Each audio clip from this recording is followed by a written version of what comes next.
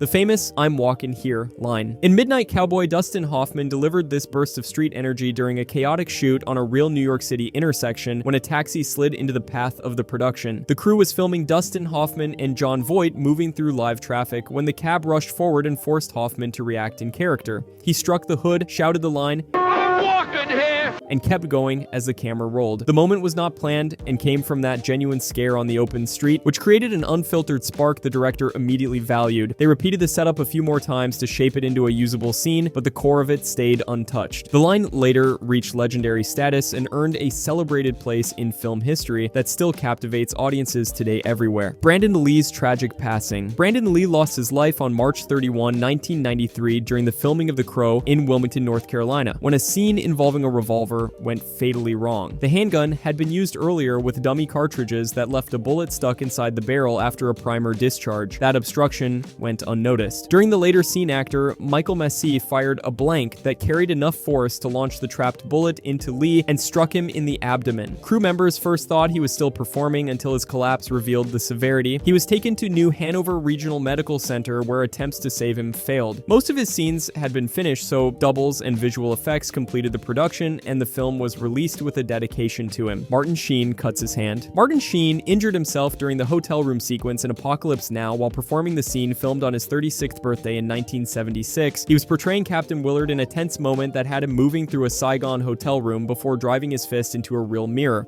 He'd been drinking heavily and dealing with the intense pressure of the production, and the mirror was standard glass instead of a breakaway prop. When it shattered, it sliced his hand open, leaving blood pouring down his arm as the camera kept rolling. Sheen refused to stop and pushed through the pain, which locked the genuine injury into the final cut and added a raw edge to Willard's mental collapse. The moment later became one of the most cited examples of how chaotic that production became. By the way, if you guys like movie content like this, I would really appreciate it if you could subscribe. Thanks. Anyways, Alec Baldwin's real prop gun incident. The production of Rust in New Mexico in October 2021 halted after Alec Baldwin discharged a revolver that had been supplied by the armorer Hannah Gutierrez Reed and passed to him by assistant director David Halls. The firearm contained a live round that struck cinematographer Helena Hutchins and injured director Joel Souza. Investigators collected hundreds of ammunition pieces that included blanks, dummy cartridges, and suspected live rounds. Testing showed the revolver functioned normally and required a trigger action to fire. Prior complaints had raised issues about safety and accidental discharges. Filming stopped as law enforcement and state agencies opened investigations that led to charges, convictions, fines, and rule changes. The production eventually restarted under tighter controls while the tragedy reshaped on-set firearm policy. Industry standards have since shifted across multiple Hollywood projects. The blood spurt effect. The final duel in Sanjuro delivered an unexpected blast of fake blood when Toshiro Mifune struck down Tatsuya Nakadai and a pressurized hose hidden under the costume failed. The rig had been designed to release a steady controlled flow of stage blood through a pump, but a coupling broke and released the entire load at once with roughly 30 pounds of pressure behind it. The result turned into an explosive gush that shocked the crew, yet Akira Kurosawa kept the take because the burst carried a distinct visual force. Later interviews had him describe it as an experiment, even though reports documented the malfunction. That jolt of red spray influenced action cinema for decades and helped shape the exaggerated style adopted in many later films and games. Its legacy continues to appear across modern visual storytelling. The tablecloth trick. In How the Grinch Stole Christmas, the sequence with the Grinch choosing an outfit includes a planned gag where he strides to a table, pulls the cloth cleanly, and leaves everything steady before returning to knock the setup over. The shooting script specifies that action, which means the moment was not an uncontrolled accident, even though the precision of Jim Carrey's pull has fueled stories claiming an improvised surprise. The transcript backs the scripted nature of the bit, describing a spotless cloth yank followed by his chaotic return that destroys the arrangement. Accounts from fan posts circulated the idea that it happened by chance, but available documents support that the filmmakers designed the gag and Carrey executed it with exact timing that enhanced its impact. The famous "They're here" line. Poltergeist features Heather O'Rourke delivering the line as Carol Ann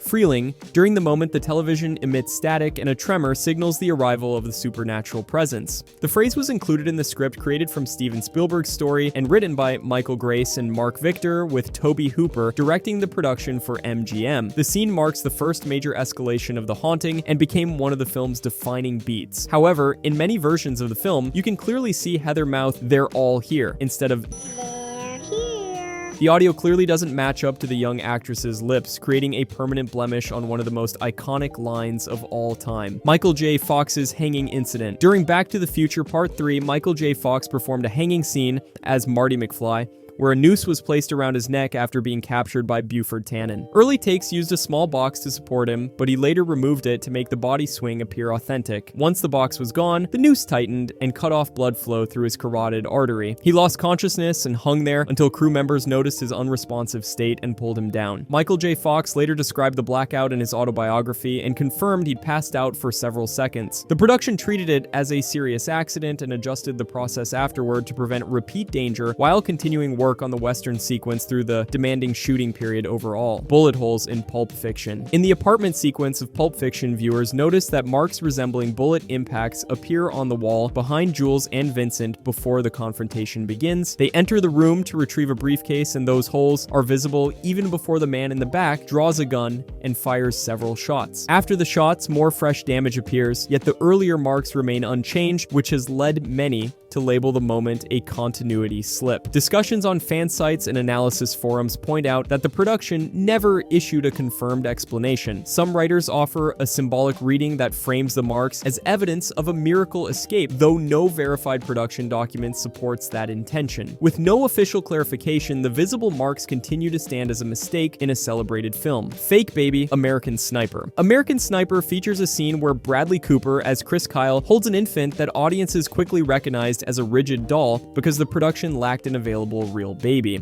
The team had scheduled 2 infants, yet one arrived with a fever and the other never showed up, which left Clint Eastwood choosing to continue filming with the prop. The doll displayed no natural movement, and its stiffness became obvious during the interaction with Cooper and Sienna Miller. Reports later highlighted how viewers laughed at the unrealistic appearance during early screenings, and the moment gained attention across industry outlets. The substitution remained in the final cut and turned a standard domestic beat into a widely discussed mistake that overshadowed the intended emotional tone. Its reception continued growing through ongoing commentary from audiences and critics alike worldwide. Sinatra's out-of-focus monologue. In The Manchurian Candidate, the climactic hotel room exchange shows Frank Sinatra delivering a crucial attempt to break Raymond Shaw's conditioning while the camera captures him in a softened blur. The take ended up out of focus because the lens setup slipped slightly during the shot, yet his intensity impressed director John Frankenheimer far more than the flawless alternatives. After reviewing multiple options, he chose the blurred take for the final cut because the emotional electricity outweighed the technical flaw. Critics later noted that the hazy look mirrors the story's unstable mental state and deep uncertainty. Scholars pointed out how the softened image supports the film's atmosphere without any added effect. What began as an error became a defining choice that shaped the sequence's unsettling mood for audiences who still study its craft today closely. Kevin Nash gets stabbed. During filming of The Punisher, Thomas Jane performed a fight sequence against Kevin Nash as the Russian and was supposed to use a retractable blade for a controlled stabbing beat. A mix-up in the props chain left a real dulled knife in his hand instead of the safe version, and Jane drove it into Nash's collarbone during the take. Nash later said he felt the blade hit bone, yet he stayed in character and carried on with the scene while the crew kept shooting. Jane explained that he swung as rehearsed and only realized the mistake when he saw the knife lodged in Nash's chest area. Afterward, Jane apologized and sent beer to Nash. The accident remained an example of how a prop error can transform a planned move into a genuine injury on set. Viggo Mortensen breaks his foot. While shooting The Two Towers, Viggo Mortensen filmed the orc hunting moment where Aragorn believes Merry and Pippin are dead, and he kicked an orc helmet with full force. The helmet was heavier than expected, and the impact fractured 2 toes instantly. His cry of pain in the take came from that real injury, and Peter Jackson kept it in the finished film because it carried authentic strain. The sequence was shot in New Zealand during the long principal photography block that covered the trilogy's dense schedule. Mortensen continued performing even after the break and refused to pause the scene. Production records and interviews confirmed the injury occurred during that specific setup and that his reaction was not acting. It remains a notable example of genuine harm captured inside a scripted action beat on camera. Chris Pratt drops the Infinity Stone. In Guardians of the Galaxy, the moment Star-Lord hands the orb to the Collector includes a drop that wasn't scripted. Chris Pratt Pratt let the orb slip from his hand and scooped it up fast while staying in character. James Gunn first thought the fall happened by mistake until Pratt explained he'd done it on purpose because the clumsy beat suited the scene. The team kept that take and folded it into the final cut. The drop was not part of the scripted exchange, yet it worked with Star-Lord's style and created a natural jolt that fit their tone. Reports confirmed the choice came from Pratt's instinct during the vault sequence. The bit stands as a case where spur-of-the-moment creativity shaped a finished blockbuster scene significantly for audiences around the world. Dorothy's plain black shoes. In The Wizard of Oz, a brief moment during the apple tree sequence reveals Dorothy wearing simple black shoes instead of the ruby slippers she's supposed to have. The shot appears in a quick cut as Dorothy and the Scarecrow move under the throwing trees, and her footwear clearly shifts to standard patent leather. Costume records show that Judy Garland wore alternate shoes for comfort or when her feet weren't meant to be highlighted, and that practical switch seems to have slipped into the final edit. The ruby slippers designed for spectacle should appear throughout the journey, yet this stray glimpse breaks continuity and has been cited for decades. Nothing suggests a symbolic intention because available documentation treats the appearance of the black shoes as a straightforward oversight kept in the finished film for all audiences. The Dark Knight Rises' terrible pacing. The stock exchange heist begins in clear daylight as traders work the floor and Bane's group storms the building, yet the chase that follows outside unfolds in deep darkness, even though the film presents the events as one continuous stretch. The police arrive almost instantly after the breakout and the motorcycles tear through Gotham, with no indication that hours have passed, creating a jarring jump between bright morning light and full night. Discussion among viewers highlights the mismatch because the sequence treats the timeline as a short burst of action, while the lighting implies a far longer span. No production source has confirmed any artistic intention behind the shift, and available commentary frames it as a visual continuity issue. The moment remains one of the film's most frequently cited pacing inconsistencies today. Breakfast food switch. In Pretty Woman, the hotel breakfast scene shows Vivian starting with a croissant before the camera cuts to Edward and then returns to reveal a completely different item on her plate. The switch to a pancake happens without any narrative pause, and the portion even shifts between shots, which highlights the continuity slip. Records from mistake sites and media outlets confirm the transition as a clear error. Reports note that director Gary Marshall selected the shot based on performance rather than food consistency, which allowed the mismatch to stay in the final cut. The moment sits around the 32nd minute mark of the film and remains one of the title's most discussed slip-ups. The rapid change from pastry to breakfast cake stands as a textbook case of prop continuity drifting between edits for attentive viewers today. Fake street sweeper. In Quantum of Solace, an extra appears behind James Bond during a motorcycle moment and draws attention for sweeping a spotless patch of ground. Viewers spotted the broom moving across clean pavement without shifting any debris, which made the action look disconnected from the surrounding scene. Sources highlight the clip around the 26-minute point and describe the worker as sweeping thin air while the main performance unfolds. Nothing in available production material supports the sweeping, as a design touch and commentary treats it as a simple oversight that slipped into the final cut. The film carries polished direction, yet this background motion stands out because the extra keeps repeating the same empty stroke with no visible result. The moment remains one of the title's most widely shared background mistakes in modern action cinema today everywhere. Braveheart's background car in the 13th century. Viewers notice the out-of-place car sitting in the distance